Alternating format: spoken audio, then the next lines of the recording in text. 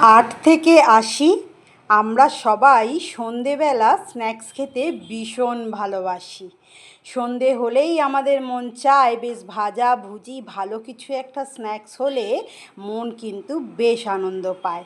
সবসময় ভাজাভুজি যদি খেতে ইচ্ছা না করে তাহলে এই রেসিপিটা একবার ট্রাই করতে পারেন। বিনা তেলেই কিন্তু আজকে এই রেসিপিটা হবে ভীষণ হেলদিকর। 8 থেকে 80 সবাই কিন্তু ভীষণ পছন্দ করবে। প্রথমেই আমি 1 কেজি ময়দার মধ্যে নুন, চিনি, বেকিং পাউডার, খাবার সোডা, ইস্ট আর দিচ্ছি তেল। আমি এখানে সাদা তেল দিয়েছি, আপনারা চাইলে ঘি বা বাটারও দিতে পারেন, তবে সাদা তেলেই ময়ামটা বেশ ভালো হবে। উষ্ণ গরম জল দিয়ে আমি ময়দাটাকে বেশ হালকা পাতলা করে একটু মেখে নিচ্ছি। খুব বেশি শক্ত না আর খুব বেশি নরম না। এবার মাখা হয়ে গেলে সেই ডোটাকে আমি ওপর থেকে বেশ ভালো করে বাটার ঘষে দিচ্ছি। বাটার দিলে ময়দাটা বেশ সুন্দর সফট আর নরম হবে। এরপর ঢাকনা দিয়ে আমি 2 ঘন্টার জন্য ছেড়ে দেব ময়দাটাকে। ততক্ষণে বানিয়ে নেব একটা পুর। আর পুর বানানোর জন্য কড়াইয়ে আমি প্রথমে জিরে ফোড়ন দিয়েছি, দিয়ে আমি পেঁয়াজ কুচি করে দিয়ে বেশ ভালো করে একটু লালচে করে ভাজা ভাজা করে নিয়েছি। এরপর আমি ছোট ছোট চিকেন কেটে নিয়েছি, বোনলেস চিকেন আমি ছোট ছোট টুকরো করে কেটে নিয়ে কড়াই দিয়ে বেশ ভালো করে একটু নাড়াচাড়া করে নিলাম। তারপরে দিলাম নুন, হলুদ, জিরে গুঁড়ো, ধনে গুঁড়ো, গোলমরিচ গুঁড়ো, দিচ্ছি আমি গরম মশলা গুঁড়ো, দিচ্ছি চাট মশলা, আর দিয়েছি টমেটো সস আর সোয়া সস। আমি এখানে শুকনো লঙ্কা বা গুঁড়ো লঙ্কাটাকে স্কিপ করেছি, কারণ বাচ্চারা খাবে বলে। আপনারা চাইলে নিজেদের ইচ্ছে মতো ঝাল এখানে অ্যাড করতে পারেন। এবার সমস্ত কিছু মশলা দিয়ে আমি খুব ভালো করে নাড়াচাড়া করে একদম চিকেনটাকে শুকনো শুকনো করে নেব। চিকেনের যে জলটা বেরোবে তাতেই কিন্তু চিকেনটা বয়েল হয়ে যাবে, তাই এখানে আর এক্সট্রা করে জল দেওয়ার কোনো দরকার নেই। যখন দেখবেন চিকেনটা শুকনো শুকনো হয়ে গেছে, চিকেনটা হয়ে গেছে বয়েলড, তখন আমরা ধনেপাতা কুচি দিয়ে 2-1 বার নাড়াচাড়া করে এই পুরটাকে ঠান্ডা করার জন্য রেখে দেব। কেমন লাগছে এই রেসিপি জানাতে কিন্তু ভুলবেন না। ভালো লাগলে একটা লাইক আর কমেন্ট করে আমার পাশে থাকার অনুরোধ রইল। এরপর 2 ঘন্টা হয়ে গেছে, আটাটা রেস্ট হয়ে গেছে, বেশ ভালো ফুলেও গেছে। আমরা আটাটাকে আবারও একবার বেশ হাতে করে ভালো করে দলাই মশলাই করে নেব।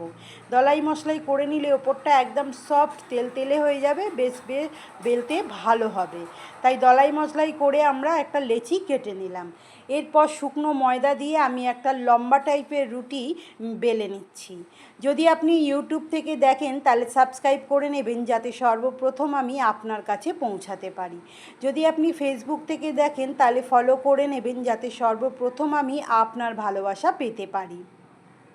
এরপর লম্বা করে রুটিটা বেলে নিয়ে আমি চিকেনের পুর দিয়ে গোটাটাকে আমি বেশ ভালো করে মোড়ার জন্য জল দিয়ে দিলাম। দিয়ে এক সাইডটা মুড়ে নিয়ে আর এক সাইডটা ছুরির সাহায্যে কেটে নিচ্ছি।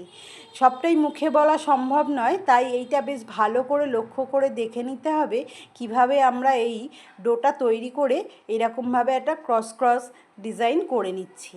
আমি ছুরি দিয়ে ছোট ছোট টুকরো করে কেটে নিয়ে এখানে আমি পাকিয়ে পাকিয়ে আর এক প্রান্তে জুড়ে দিচ্ছি। দিতেই এটা ক্রস ক্রস একটা ডিজাইন হয়ে যাচ্ছে।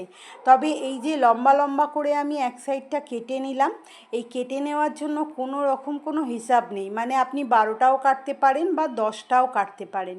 রুটি যতটা বড় বেলবেন ঠিক ততটাই কুচি কুচি করে আপনাকে কেটে নিতে হবে। আমি আরও একটা মুড়ে দেখালাম আপনাদের জন্য। একটা ছোট ছোট করে কেটে আর একটা নিয়েছি বেশ চওড়া চওড়া করে কেটে। যেরকম ইচ্ছা সেরকমভাবেই এগুলো কাটা যায়, তবে মুখের কাছে একটু জল দিয়ে দিতে হবে, তা নইলে কিন্তু এই যে মুড়ে আপনি সেট করছেন এটার সময় খুলে যেতে পারে। তাই মুখের কাছে একটু জল দিয়ে এটাকে পাকিয়ে পাকিয়ে আমরা এটা সেট করে নেব। তো আমার আরও একটা রেডি হয়ে যাচ্ছে এই ক্রোসোগুলো খেতে দারুণ হয়েছিল, একবার বাড়িতে ট্রাই করতে পারেন। 8 থেকে 80 সবাইয়েরই কিন্তু ভীষণ ভালো লাগবে। আমরা তো রোজ ভাজা খাই, তবে আজকে ভাপানো খাবো। আমি একটা প্লেটের মধ্যে একটু বাটার ব্রাশ করে নিচ্ছি। বাটারটা ব্রাশ করে নিলে তলাটা পুড়ে যাওয়ার বা লেগে যাওয়ার কোনো রকম সম্ভাবনা থাকবে না। এরপর আমি হাই হিটে একটা কড়া হিট করে নিয়েছিলাম, তার মধ্যে স্ট্যান্ড দিয়ে আমি প্লেটটা বসিয়ে দিলাম। আর একটা ডিমের হলুদ অংশ কুসুমটাকে আমি ভালো করে ফেটিয়ে রেখেছিলাম, তবে তার মধ্যে কোনো নুন বা কিছু মশলা দিইনি, শুধু হলদে কুসুমটাকে ভালো করে ফেটিয়ে নিয়ে ব্রাশে করে আমি এই ক্রোশোগুলোর ওপরে লাগিয়ে দিচ্ছি, যাতে খুব সুন্দর একটা কালার আসে। দেখুন, ক্রোশোগুলোর ওপরে লাগিয়ে দিলে খুব সুন্দর একটা কালার আসবে।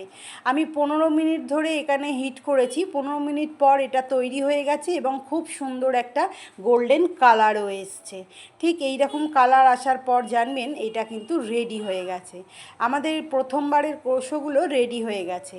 আবারও একবার আমি ঠিক এইভাবেই একইভাবে ক্রোশোগুলো বসিয়ে নেব। যতগুলো করব ঠিক ততগুলোই ঠিক এইভাবেই আমি বসিয়ে নেব ক্রোশোগুলোকে। তো রেডি হয়ে গেছে আজ আমাদের ক্রোশো। কেমন লাগলো জানাতে কিন্তু ভুলবেন না।